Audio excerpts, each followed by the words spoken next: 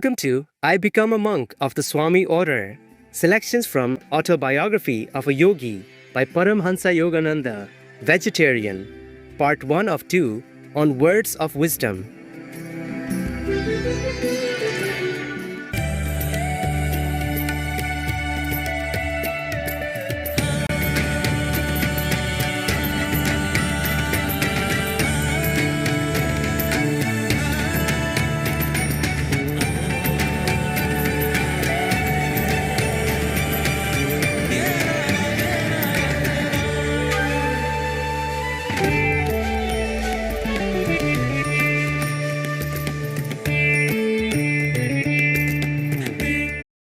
Since its first publication in 1946, the book, Autobiography of a Yogi, has inspired countless truth seekers around the world. In particular, it was through this book, originally written in English, that many Westerners were introduced to the teachings of meditation and Kriya Yoga. The autobiography contains the exceptional life story of the renowned Indian yogi and enlightened master, Paramahansa Yogananda, Vegetarian, who was born in 1893. In its pages are Yogananda's candid and beautifully expressed accounts of his encounters with many saints and yogis during his youth, about meeting his master, Sri Yukteswar, Vegetarian, and training for 10 years under his guidance, and about his coming to the United States of America in 1920. Other highlights from this autobiography are Yogananda's memories of his master's master, the venerated Lahiri Mahasaya, Vegetarian, as well as his meeting with the enlightened master and immortal saint, Mahavtar Babaji, Vegetarian.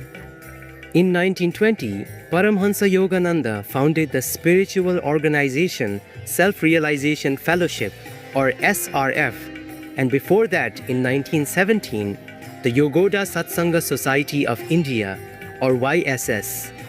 Both still serve as instruments for spreading the teachings of the beloved Master.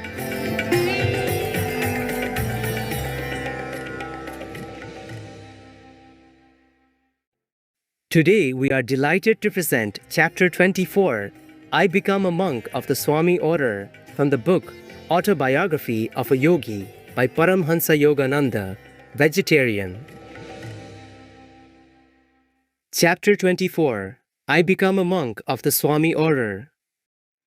Master, my father has been anxious for me to accept an executive position with the Bengal-Nagpur Railway, but I have definitely refused it. I added hopefully, Sir, will you not make me a monk of the Swami Order? I looked pleadingly at my guru. During preceding years, in order to test the depth of my determination, he had refused the same request. Today, however, he smiled graciously. Very well, tomorrow I will initiate you into Swamiship. He went on quietly. I am happy that you have persisted in your desire to be a monk. Lahiri Mahasaya often said, if you don't invite God to be your summer guest, He won't come in the winter of your life. Dear Master, I could never falter in my goal to belong to the Swami Order like your revered self.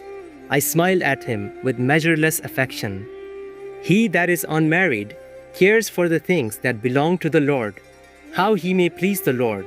But he that is married cares for the things of the world, how he may please his wife. I had analyzed the lives of many of my friends who, after undergoing certain spiritual discipline, had then married. Launched on the sea of worldly responsibilities, they had forgotten their resolutions to meditate deeply. To allot God a secondary place in life was to me inconceivable. Though He is the sole owner of the cosmos, silently showering us with gifts from life to life, one thing yet remains which He does not own, and which each human heart is empowered to withhold or bestow man's love. The Creator, in taking infinite pains to shroud with mystery His presence in every atom of creation, could have had but one motive, a sensitive desire that men seek Him only through free will. With what velvet glove of every humility has he not covered the iron hand of omnipotence? The following day was one of the most memorable in my life. It was a sunny Thursday, I remember, in July 1914, a few weeks after my graduation from college. I am averse to ceremonies, Sri Yukteswar remarked. I will make you a Swami in the Bidwat or non-ceremonious manner. The Bibidisa or elaborate initiation into Swamiship includes a fire ceremony during which symbolical funeral rites are performed. The physical body of the disciple is represented as dead, cremated in the flame of wisdom. The newly made Swami is then given a chant such as, "This Atma is Brahma," or "Thou art that," or "I am he." Sri Yukteswar, however, with his love of simplicity, dispensed with all formal rites and merely asked me to select a new name. "I will give you the privilege of choosing it yourself," he said smilingly. "Yogananda," I replied after a moment's thought.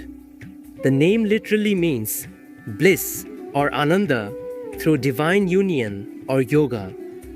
Be it so, forsaking your family name of Mukunda Lal Ghosh, henceforth you shall be called Yogananda of the Giri branch of the Swami Order.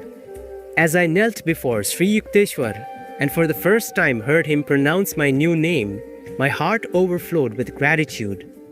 How lovingly and tirelessly had he labored that the boy Mukunda be someday transformed into the monk Yogananda. I joyfully sang a few verses from the long Sanskrit chant of Lord Sankara. Mind, nor intellect, nor ego, feeling, sky, nor earth, nor metals am I. I am he, I am he, blessed spirit, I am he. No birth, no death, no caste have I. Father, mother have I none. I am he, I am he, blessed spirit, I am he. Beyond the flights of fancy, formless am I, permeating the limbs of all life. Bondage I do not fear, I am free, ever free. I am he, I am he, blessed spirit, I am he.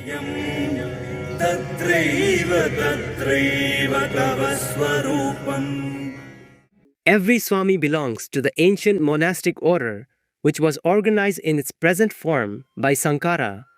Because it is a formal order with an unbroken line of saintly representatives serving as active leaders, no man can give himself the title of Swami.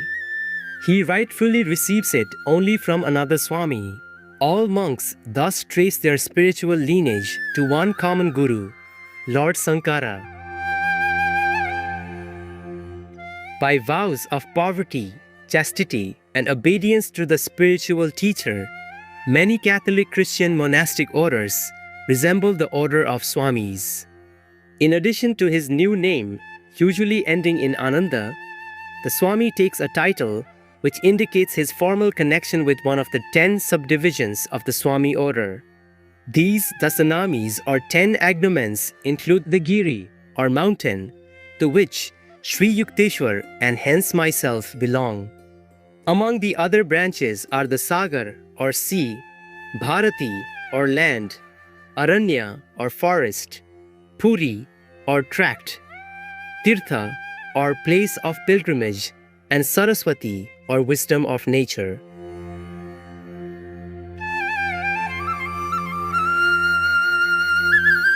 The new name received by a Swami thus has a twofold significance and represents the attainment of supreme bliss or Ananda through some divine quality or state love, wisdom, devotion, service, yoga, and through a harmony with nature as expressed in her infinite vastness of oceans, mountains, skies.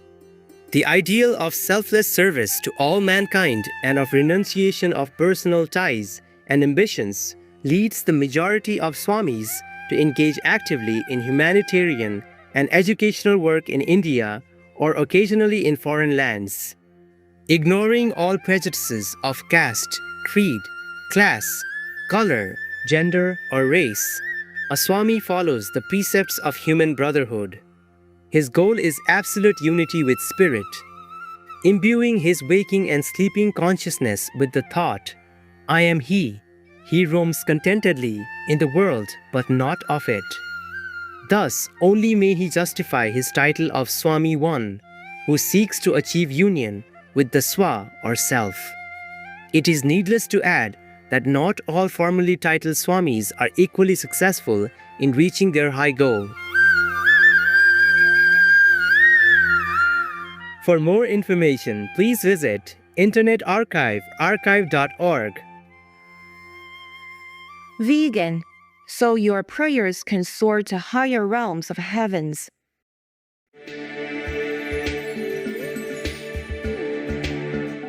Blessed viewers, thank you for watching today's Words of Wisdom.